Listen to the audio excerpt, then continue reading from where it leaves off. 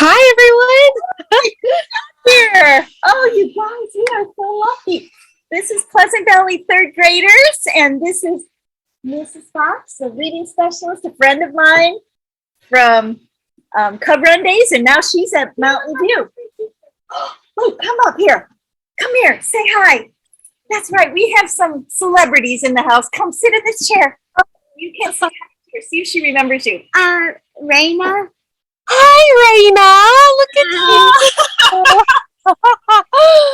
Oh my goodness, it's been a real long time since I've seen your face. And now you're in third grade. My goodness. We get to let you stay here since you know each other. We don't have a lot of time, but we just want to give you the microphone, Mrs. Douglas, or excuse me, Fox, and tell us, what was it like to get ready for this big Boston Marathon? Well, that's a great question. It's a really long process. So I want you guys to think about your experience in school. Right now, if you're in third grade, at school for about 4 years, okay? Think about kindergarten all the way to now and all the things that you've done to be able to read the books that you're reading and do the math that you're doing. And that's a really similar journey to what I've been working towards as a runner. It takes a lot of time and patience and sometimes some really frustrating periods of time, but also some periods of time that are really rewarding. In order to run the Boston Marathon, you either participate as a charity runner or you qualify. And so what that means is you have to plan ahead. You have to decide which race am I going to try to qualify at, and then you need to train for that race. And if you qualify, then you can put your name in the registration for the Boston Marathon for the next year. And so that's what I did. I trained for the Jack and Jill Downhill Marathon in Seattle, Washington.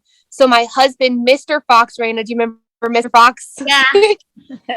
Yeah. He would come visit our classroom a lot and play math games and things. But we flew out to Seattle together, and he actually won the whole race. His marathon was 2 hours and 41 minutes, and mine was a 3:08 and 57 seconds. But we call that a 3:08 because it's not a 3:09. Yeah. But that was a really big qualifying cushion. I had to run under a 3:30 in order to qualify for the Boston Marathon.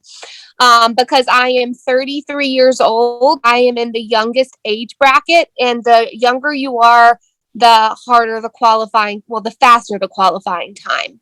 So I was accepted into the Boston Marathon, and what that means is I start training January 1st. So that is basically 4 months of really hard training where I'm waking up early in the morning before the sun comes up. And sometimes the sun would still not be up by the time I finished running in the morning, and then I would come to work. What you want to do when you're training for a marathon is you have to have really long runs because a marathon is 26.2 miles. Okay, all marathons should be 26.2. And so you have to have long runs, upwards of 20 to 22 miles, several times throughout your training, and you've got to space them out. If you do them all at once, you'll get hurt. And then there's also what's called marathon pacing. So whatever your goal pace is for the marathon, your goal finishing time, you divide that by 26.2, and that's your average pace per mile. And so for me, I'm looking at a 7:05 minute mile for the duration of the race. Has anyone ever run the mile before? Yeah. Yeah. Yeah, we just, yep. How fast can you run the mile? How fast can you run the mile? Who'd like to say their time? Lila? Yeah. Say your time, or if you know your time? Oh, wait, I remember my time. I did 3 miles. Yeah? Once I did 3 miles with my mom, I think it took around 20 minutes. Yeah. Really fast time. That's great. Yeah. And somebody We else did said, run. what was it? 1 mile took 10 minutes, maybe? Okay, Okay. Yeah. So we have great. Yep. And so for me, like I said, I'm trying to run a 7:05 per mile for 26 miles. And so that's what marathon pacing is. You start increasing the amount of time that you run that pace. And then there's also, this is kind of funny. When you run long races, you get to eat. Isn't that funny?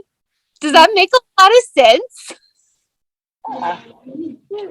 No, you have to refuel. If you don't refuel, then your legs will get tired because your body has a limited amount of available energy for use. So you drink Gatorade and electrolytes, and then you take in these gels. Some people will do gummies or waffles or things like that. It just depends on what you can get down.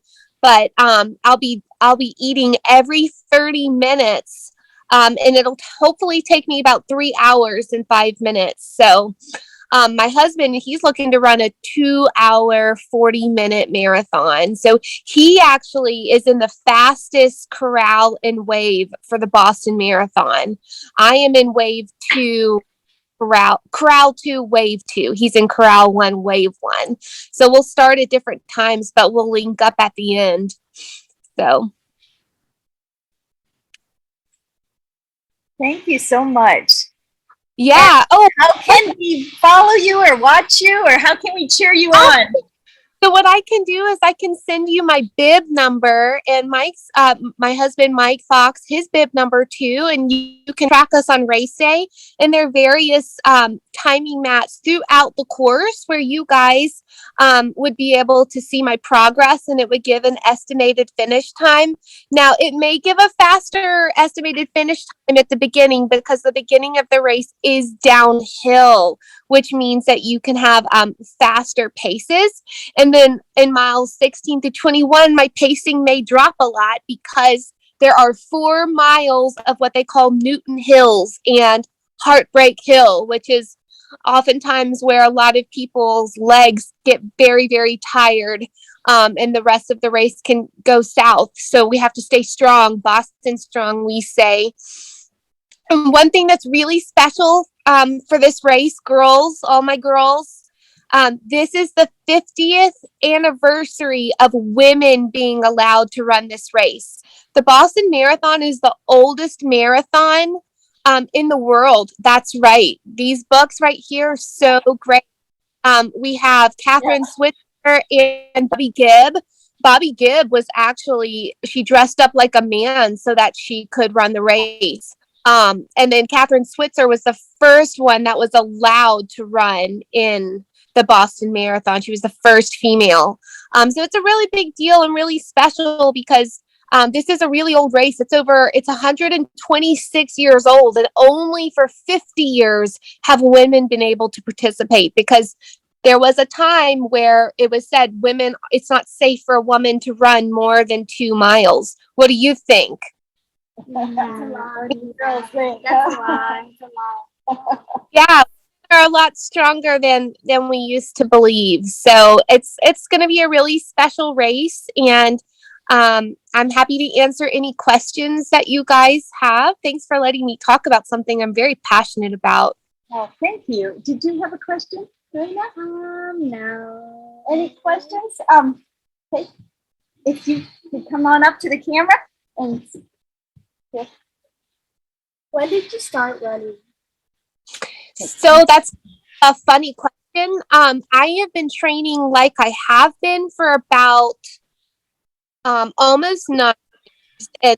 My dream for to run the Boston Marathon has been 8 whole years. So almost as long as you guys have been alive, have I been training this way.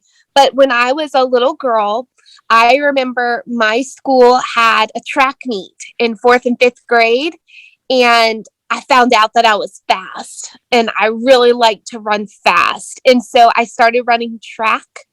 And then I did run a little bit in high school as well, middle school and high school, but I actually hurt my knee really bad. I had to have surgery.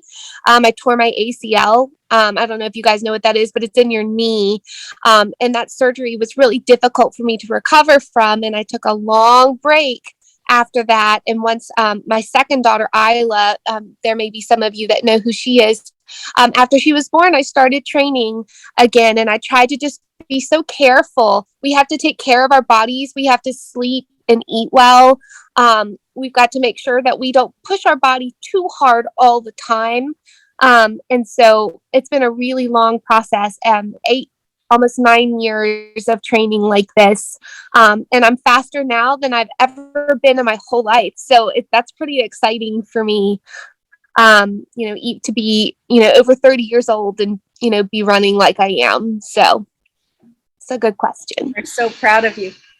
All right. Come on Thank up. you. Another question. And come on up. Yeah, we've got some girls who have questions. So come on up. You can sit in the question chair. And gentlemen.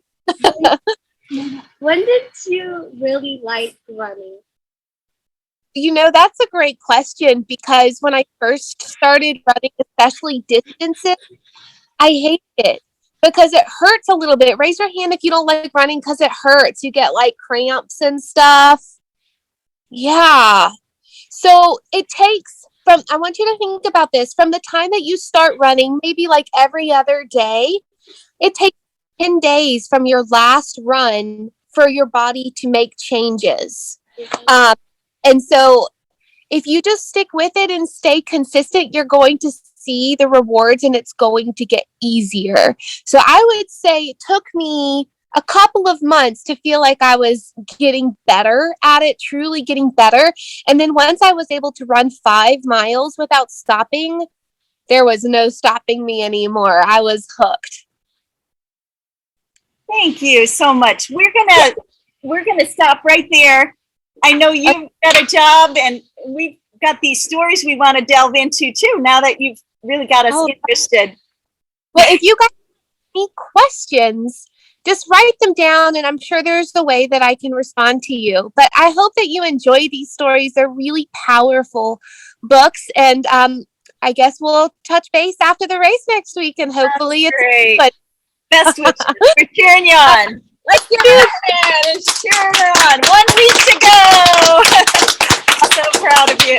1 week. Take care. See ya.